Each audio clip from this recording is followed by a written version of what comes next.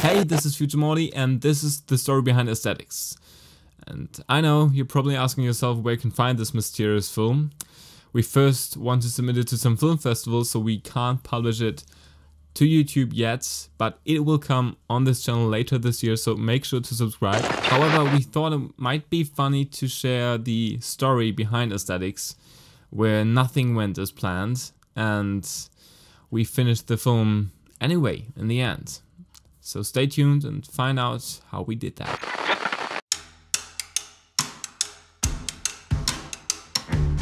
I really think life isn't life without art.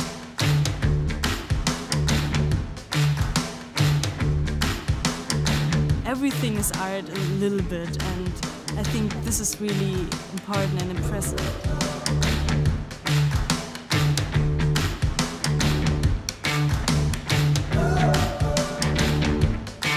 No one can see art like I see it, and I think it's a really big philosophy to think about, but I think it's kind of a really beautiful philosophy.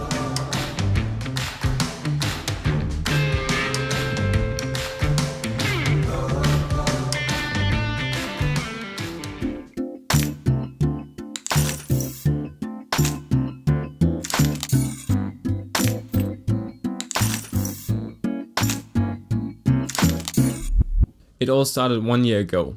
I wanted to make people aware of the importance of art, because I wondered if what I'm doing is art as well.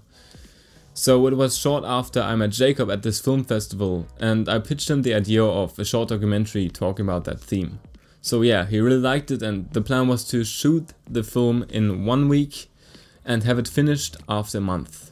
But yeah, well, that never happened. Never before had I spent such a small amount of time on pre-productioning. We were more focused on shooting stuff than actually figuring out what to shoot. And I thought I could just read some articles and a few chapters from some books on art philosophy to be able to improvise some stuff. But yeah, I realized that relevant art facts aren't something you just find because you ask for them. It was like a maze. And we are never gonna take pre-productioning for granted again. It was pretty much fun though to just throw ourselves into the wild and pretending that we knew what we were doing. I will shout if you are about to hit someone, okay? Yeah.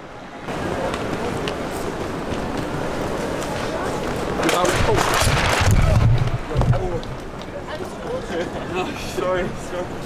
You alright? But in the end, the project just got so overwhelming that we just had to pull the plug and bury ourselves in other projects. So, our documentary was paused for like 10 months. The project just became way bigger than we expected it to be. It was just this huge mess, and kind of the elephant in the room. We lost the golden line, and anytime we said we need to finish it, nothing happened. It got covered by a lot of other projects that Jacob and I not only did together but also individually. So yeah, but then in September, when Jacob visited me for my birthday, we decided on finishing it for real, and we set a deadline.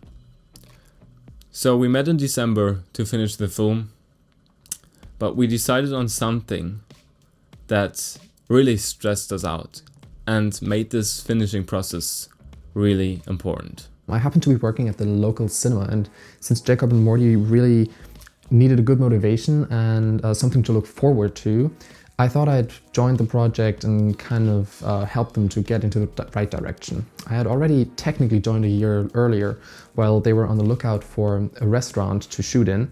I actually ended up recommending the restaurant Variable, which is in Hamburg, and we had a blast shooting there.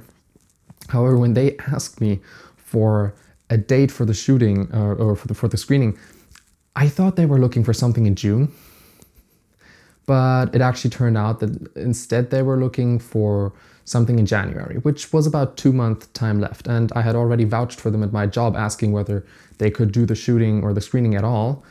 And when they said yes at my job, I knew I had to get them up to speed until the 2nd of January. So that's kind of how I earned my producer credit, I guess. Ben needed a trailer for the cinema. There only was one problem. we didn't even have a script yet. So I took one scene that we already shot in January and some other parts of the interviews, made a short trailer out of it, and yeah, we were actually really happy with it. But we were still waiting for the script. The one thing that really kept us from finishing the documentary was that the script wasn't finished, cause I just kept adding new facts. When we got the deadline though, I decided not to add anything else but this one thing. And that was the interview with Anas that talked about the business aspect of art, cause it was really missing that aspect. And that was also great. When I then got to Germany, we cut everything together, and of course we realized that we're missing a lot of B-roll. I guess that's a pretty normal thing to realize in the end, actually. And we thought, especially it was for this history part, should we add some footage of ancient Greece, because we were talking about ancient Greece? Man, that would be so cliche. We wanted to be more original than that. And we thought, why not use a burrito? I mean, why not do that? Well, the burrito scene. At first I got nosebleed, and then by accident Jacob punched me in my face and I actually lost a part of my tooth. There. We used way more stock footage than we wanted to. We were editing till late in the nights, and man, we were stressed. Then on 31st, Jacob traveled back to Copenhagen to celebrate New Year's Eve with his family. And yeah, the film wasn't finished yet, so he had to do some more sound mixing, I did the color grading and some final graphics, and then we sent it to Ben. I stayed in Stockholm over New Year's Eve, so basically 2 days before the screening, and when I went for Stockholm or for Sweden, I did not have the finished version of the film anywhere. It wasn't done yet. So the thing about it is, if you want to show a film at a cinema, you need a very complex version of the film. It's called a DCP, kind of like an MP4, but a way more complex version. And I was the only one from the group who knew how to make such a DCP. So when I was in Stockholm, they finally sent me the entire finished film, which was about 15 minutes long.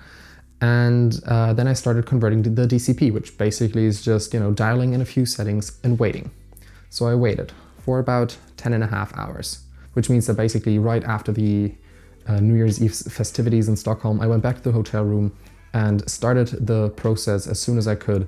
And the next morning I was still waiting for it to be done. That, however, was only the first problem that we had throughout this entire process of getting the film onto the big screen. Because on our way to Germany, we went back to the airport as you would regularly do. And then we got stuck in security for about 50 minutes, which was a big problem because that made sure that the last thing that we needed on that day could happen. I missed my flight back to Germany, which meant that I had about 10 hours left to get back home, and the only possible flight that still left had a 6-hour layover in Copenhagen. So I flew from Stockholm to Copenhagen, and as I sat down on the plane, finally thinking I could kind of relax for the day, I realized I had forgotten the laptop with the DCP on it in Stockholm. So after a lot of panic that day, because there were about 10 minutes left, I still somehow managed to get back to that laptop, which I had only left at the airport.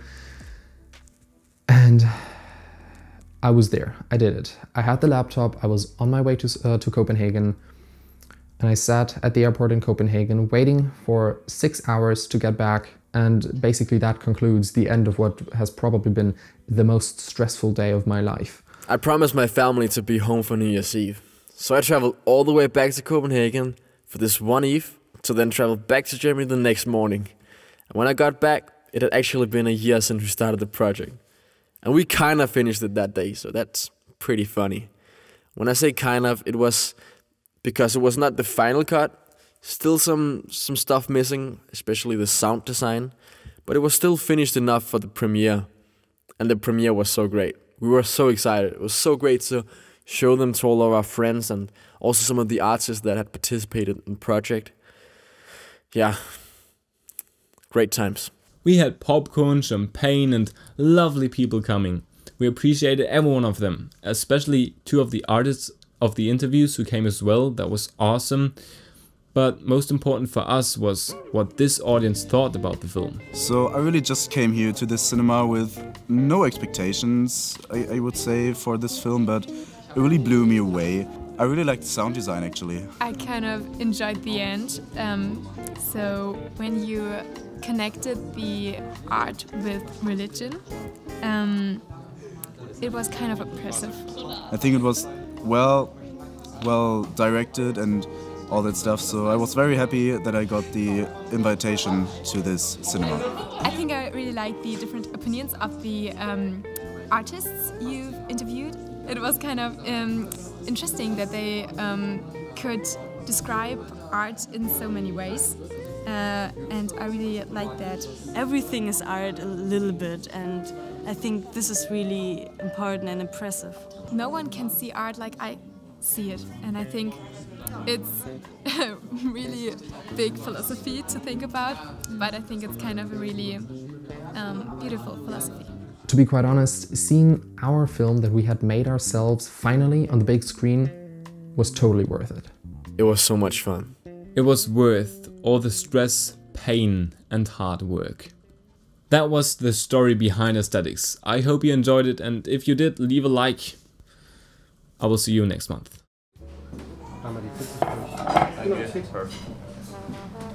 Oh great, I'm so hungry right now. Before we eat it, can we just have a look at it for a moment? What? Why? I just think it's beautiful. It deserves to be looked upon for a moment. Can we eat it right now? I think it's art to decorate a pizza perfectly. It's food, it's just a pizza. Should we do a documentary about this? Oh, come on. I think actually we should do a documentary about this, right? What? Who are you talking with? Let's do a documentary, and then we can eat it afterwards.